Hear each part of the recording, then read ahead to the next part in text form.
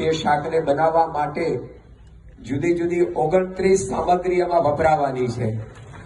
એ તમામ સામગ્રી અત્યારે સ્વામીશ્રી સમક્ષ ક્રમશઃ સંતો લઈને આવશે અને સ્વામીશ્રી એની ઉપર પુષ્પો પધરાવી એ દરેક સામગ્રીને પ્રાસાદિક કરશે। સૌ પ્રથમ ઘી આવી રહ્યું છે।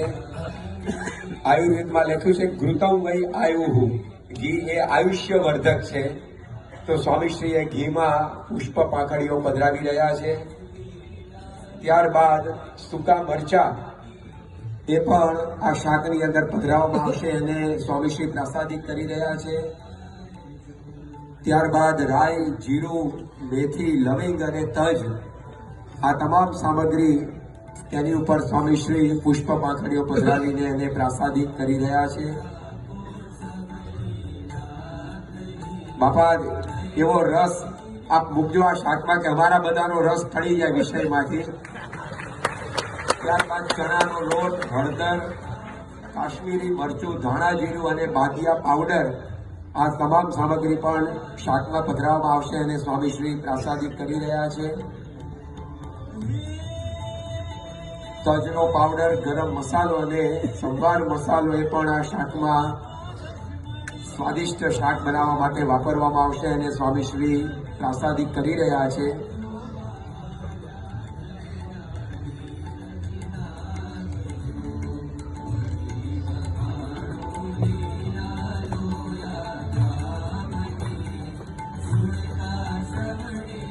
હવે ખાંડ, મીઠું અને શ્રીફળની છીણ, નાળિયેરની છીણ અને સ્વામીશ્રી પુષ્પ પધરાવી પ્રાસાદિક કરી રહ્યા છે।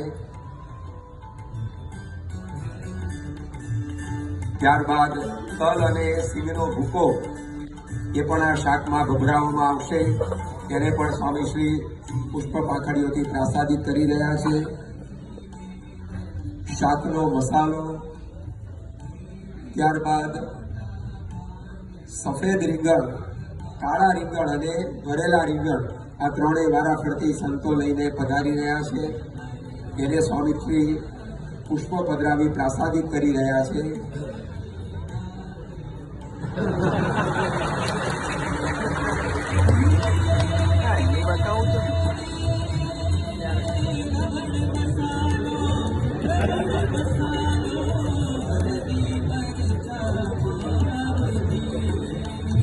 ત્યારબાદ ટામેટા, મરચા, લીમડો, આદુ, લીંબુ, લીલા ધાણા અને ગોળ એ પણ ક્રમશઃ સ્વામીશ્રી પાસે લઈને સંતો આવી રહ્યા છે અને સ્વામીશ્રી તે દરેક ઉપર ખૂબ જ અંતરના ભાવથી પુષ્પો પધરાવી અને આ બધી વાનગીઓને, સામગ્રીઓને પ્રાસાદિક કરી રહ્યા છે। આ સાથે આપણને સૌને શાકોત્સવમાં માખણ અને મરચાં પણ પ્રાપ્ત થવાના છે, તો એ પણ અહીંયા સંતો સ્વામીશ્રી સમક્ષ લઈને આવશે અને એને પ્રાસાદિક કરાવશે। તો આ રીતે સ્વામીશ્રી દ્વારા પ્રાસાદિક થયેલી આ તમામ સામગ્રી આપણને સાંજે જમવા મળવાના શાકમાં પધરાવવામાં આવશે અને સ્વામીશ્રીની એ પ્રસાદી આપણને સૌને પ્રાપ્ત થશે। આપણે સ્વામીશ્રીનો ખૂબ ખૂબ આભાર માનીએ કે તેઓએ ખૂબ ભીડો વેઠી અને કુલ 31 સામગ્રી પ્રાસાદિક કરી આપી છે, જે આપણને સાંજે શાકની અંદર પ્રાપ્ત થશે। છેલ્લે ભંડારીને પણ પ્રસાદીના કરી દીધા છે એમને હાથે બીજા જે રોટલા વગેરે બનશે એ પણ પ્રસાદીનું જ આપણને પ્રાપ્ત થયેલું કહેવાશે। તો આ રીતે સ્વામીશ્રીએ ખૂબ જ અદ્ભુત લાભ આપણને આપ્યો।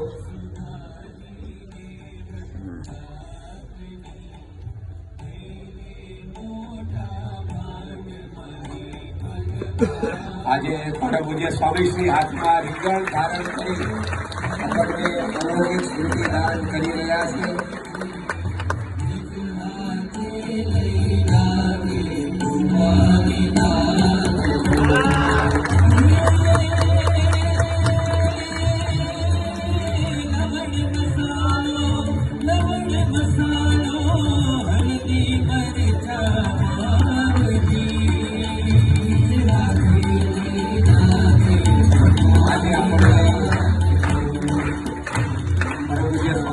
રીંગણ પ્રસાદી કરી 200 મણ રીંગણનું શાક અને 10,000 રોટલા આજે સાંજે શાકોત્સવ માટે તૈયાર થનાર છે.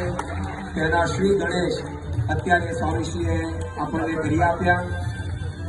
શ્રીજી મહારાજ જે રીતે પરમહંસોને હરિભક્તોને જમાડતા રમાડતા એ જ સ્મૃતિ આજે આપણને સ્વામીશ્રી દ્વારા પણ પ્રાપ્ત થઈ છે. હવે આપણે સૌ પરમ પૂજ્ય સ્વામીશ્રી સાથે અક્ષર પુરુષોત્તમ મહારાજની આરતીમાં સામેલ થઈશું.